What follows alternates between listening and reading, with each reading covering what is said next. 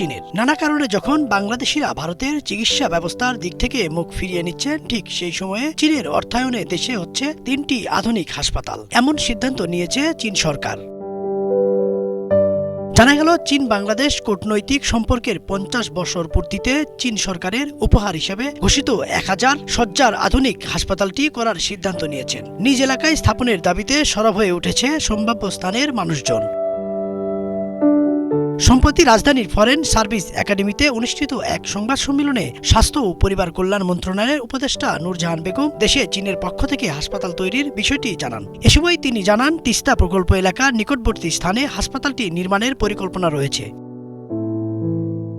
এরই মধ্যে হাসপাতাল নির্মাণের জন্য তিস্তা প্রকল্প সংলগ্ন অঞ্চলে কমপক্ষে 12 একর জায়গা খোঁজার কাজও শুরু করেছে বলে জানিয়েছেন স্বাস্থ্য অধিদপ্তরের মহাপরিচালক। সম্ভাব্য স্থান হিসেবে নীলফামারী, রংপুর ও দিনাজপুরের মাঝামাঝি অঞ্চল বিবেচনায় রয়েছে।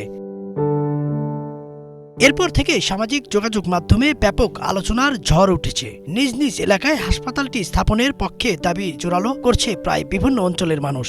আবার কয়েকটি স্থানে মানববন্ধনও করতে দেখা গেছে। স্বাস্থ্য মন্ত্রণালয়ের ঘোষণা অনুসারে তিস্তা প্রকল্পের পাশের এলাকাগুলোকে গুরুত্ব দেওয়া হয়েছে। তাই উত্তরের তিস্তা বৈধত এলাকা ও উত্তরের জেলাগুলোর মধ্যবর্তী অঞ্চল হিসাবে নীলফামারী ডিমলাকে বেছে নেয়ার জন্য মানববন্ধন করেছে সেই এলাকার বাসিন্দারা। তারা বলছেন, ভৌগোলিক অবস্থানের দিক থেকে ডিমলা, নীলফামারী, লালমনিরহাট ও কুড়িগ্রামের সংযোগস্থলে হওয়ায় এলাকায় একটি হাসপাতাল